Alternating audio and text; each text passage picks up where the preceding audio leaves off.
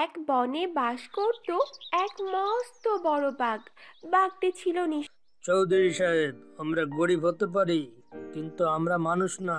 আমাদের ইজ্জত আছে। বাঘ ভাই, তোমার আর বিচার করা লাগবে না, থাক। যে তেল তোমার শরীরে পড়েছে তাতে আর ন্যায় বিচার পাবার সম্ভাবনা খুবই কম। টুনি, আমার নাম মাইকেল, পাহাড়ে চালাই সাইকেল।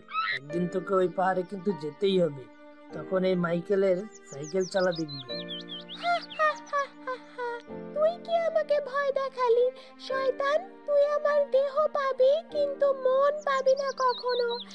আমার আসল রূপ দেখলে তুই করে দিবি, বসার টাইম পাবি না। এখানে বাংলা ছবির ডায়লগে ক্ষমতা দেখাচ্ছিস তোরা? ঈগল পাখি রাগে ক্ষোভে অনেক কথা শুনিয়ে সেখান থেকে চলে যায়। প্রাণ ভয়ে পালিয়ে বাঁচে বেচারা টুনি। এবার নিজেকে বেশ নিরীহ ও বন্ধুসুলভ প্রমাণ করতে চাইল টুনি। বাঘের খুব খাতিরদারি করলো সে। একসময় টুনির এরকম খাতিরদারি দেখে বাঘের মন গলে যায়। বাঘ একসময় টুনিকে বন্ধু সম্পর্ক বানিয়ে ফেলে। এখন তারা পুরো দোস্তর বন্ধু। বাঘ যেখানে যায় টুনিও যায়। বাঘের পিঠে চড়ে ঘুরে বেড়ায়, আর বনের সবাই জেনে যায় তারা খুব ভালো বন্ধু। আচ্ছা বাঘ বন্ধু, আজ আমরা কোথায় যাচ্ছি? আমরা কি খাবারের জন্য কোথাও যাচ্ছি নাকি? হ্যাঁ বন্ধু, বসে বসে থাকলে কি আর কেউ আমাদের খাবার দিয়ে যাবে? খাবারের খোঁজে ওই পাশের জঙ্গলে নদীতে যাচ্ছি, দেখি কিছু পাই কিনা। আচ্ছা বন্ধু, আমাদের একটা পরিকল্পনা করলে কেমন হয়? আমি একটা ভিন্ন বুদ্ধি এঁটেছি। কি বুদ্ধি বন্ধু, বলো শুনি। এখনকার খাবার খেয়ে নেই, তারপর না হয় দুজনে রাতে বসে এ নিয়ে আলোচনা করব। আচ্ছা বন্ধু, আচ্ছা, তবে তাই হবে। হেসে খেলে ভালোই যাচ্ছে তাদের। একদিন টুনি পাশের জঙ্গলে তার শিকার করার জন্য একাই বের হয়। শিকার খুঁজতে খুঁজতে এত বড় একটা জঙ্গল, আমার মতো টুনির খাবারটুকু পাওয়া যায় না। ওত পেতে থাকা ঈগল টুনির কাণ্ড দেখছে বনের মস্ত বড় গাছের ডগায় বসে।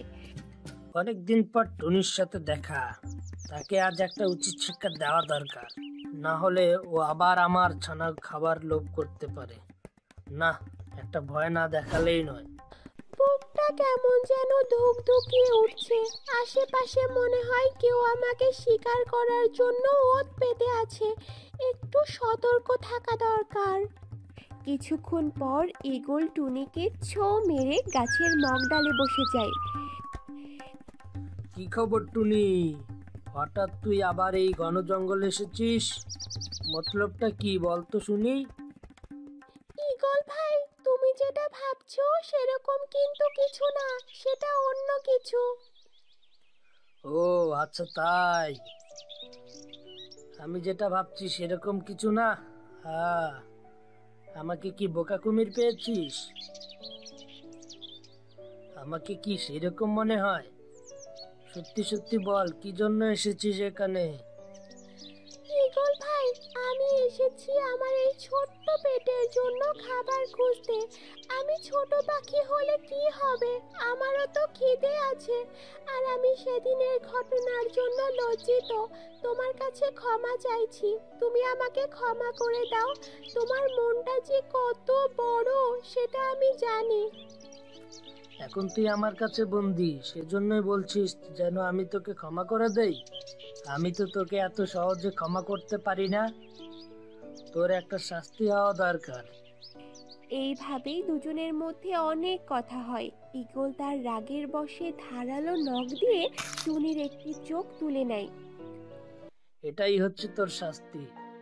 যতদিন বেঁচে থাকবি ততদিন তুই এক কানা টুনি হিসেবেই বেঁচে থাকবি। ওরে বাবা রে, মেরে আমাকে মেরেই ফেললো। কেউ কি নেই আমাকে বাঁচানোর? ও, ব্যথার জ্বালায় মরে যাচ্ছি। ঈগল ভাই, তুমি আমায় এত বড় শাস্তি দিলে। শুনেছিলাম তুমি অনেক দয়ালু একটা পাখি, তার এই নমুনা। হ্যাঁ, তুই এখন মুক্ত, তুই এখন যেতে পারিস, তোকে আর আটকাবো না। ঈগল ভাই, এর প্রতিশোধ আমি একদিন নেব, আর এর জন্য তোমাকে এর পরিণতি ভোগ করতে হবে। দুঃখ ভরা ক্লান্ত মন নিয়ে বাঘের কাছে আসে।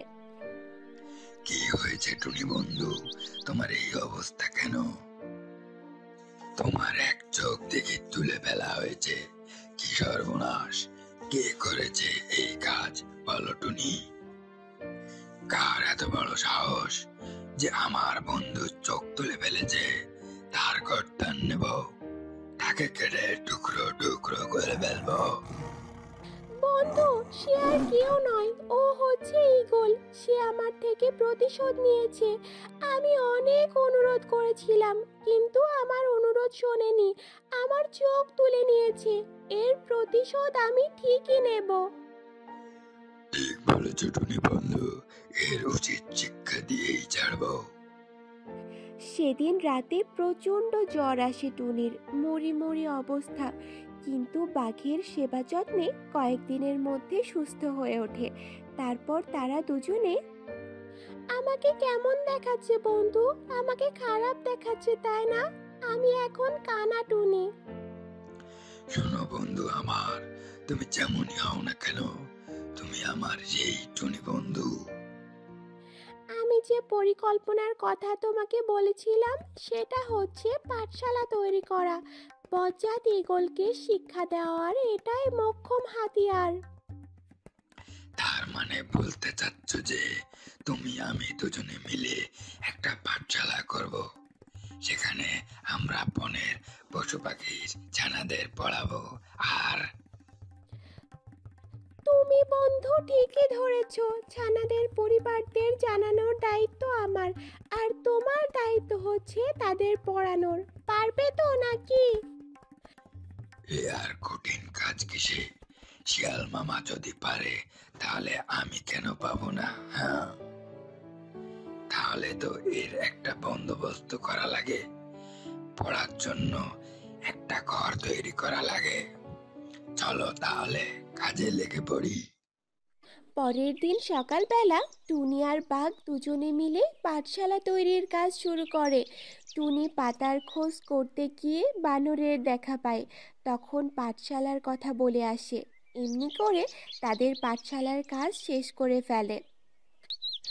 বাঘ বন্ধু, তুমি থাকো, আমি সব পশুদের খবর দিয়ে আসি। তোমার কথা বলবো, কি বলো বন্ধু?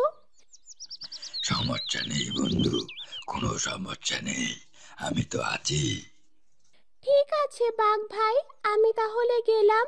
তুমি বসে পাঠশালা পাহারা দাও। টুনি বাঘমশাইকে রেখে বানরের কাছে পাঠশালার খবর দিয়ে একে একে হাতি, টিকটিকি, কাক, হরিণ সবাইকে বলে। শুধু বাকি থাকে ঈগল। এবার তাহলে ঈগলের পালা। ঈগলকে একটু অন্যভাবে টোপ দিতে হবে।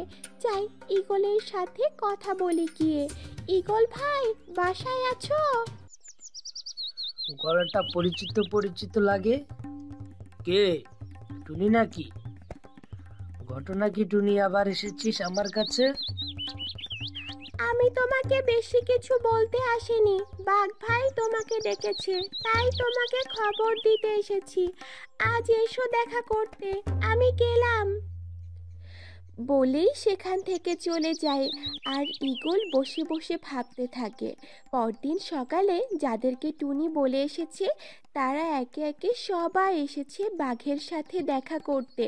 দেখা করতে এসে বানর, হাতি, টিকটিকি, কাক, হরিণ কেউ কথা বলেনি, বলেছে শুধু ঈগল।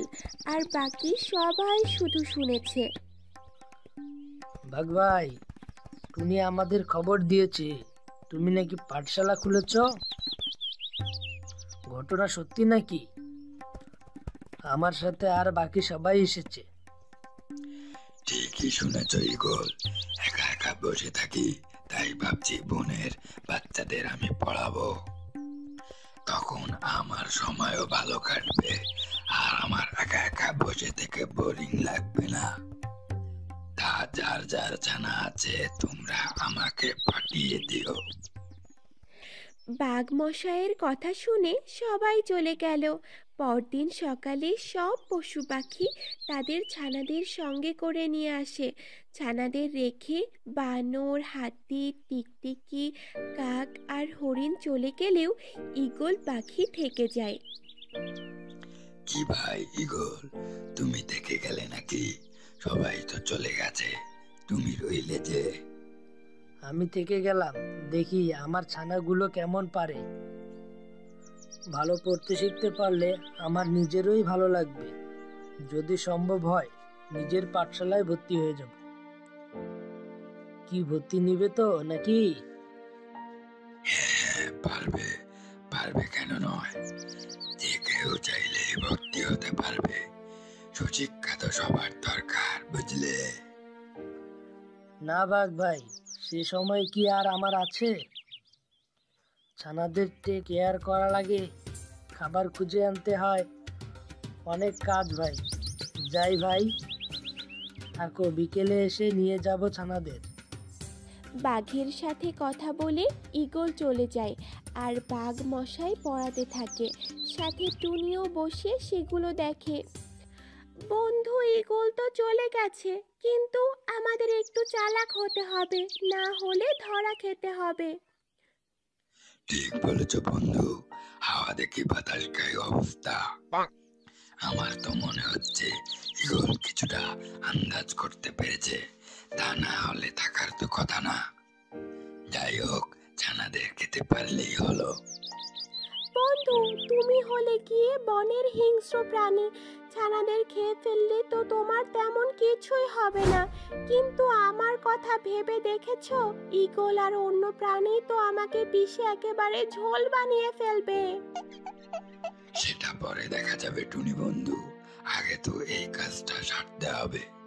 আরে বন্ধু, আমি তো আছি তোমার জন্য। সেটাই, বিপদের বন্ধুই আসল বন্ধু, সময় হলেই বোঝা যাবে। পরের দিন আবার পাঠশালায় নিয়ে যায় বনের পশুরা। আজ টুনি আর বাঘের ফাইনাল খেলা, মানে আজ ছানাদের খেয়ে ফেলবে দুজনে। প্ল্যান শুরু হয়ে যায়।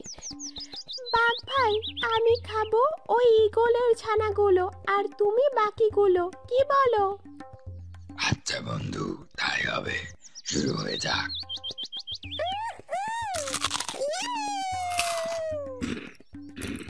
তারা দুজনে মিলে ছানাদের খেয়ে ফেলে জঙ্গলে পালিয়ে থাকে। আর শেষ বিকেলে বনের পশুগুলো সবাই এসে দেখে শুধু পাঠশালা পড়ে আছে, আর কিছুই নেই।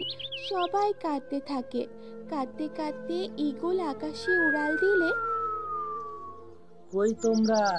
দেখো, ওই তো টুনি আর বাঘ লুকিয়ে আছে, আক্রমণ করো তাদের। আমি টুনিকে দেখেছি। হাতি, বানর, টিকটিকি আর ঈগল মিলে দুজনকে মারতে মারতে টুনিকে মেরেই ফেলে, আর বাঘকে মেরে আধমরা করে চলে যায়। তো ছোট্ট বন্ধুরা, লোভ, হিংসা আর রাগ নিজেদেরকে ধ্বংস করে দেয়। তোমরা এই তিনটে জিনিস থেকে দূরে থেকো। ভালো থেকো সবাই।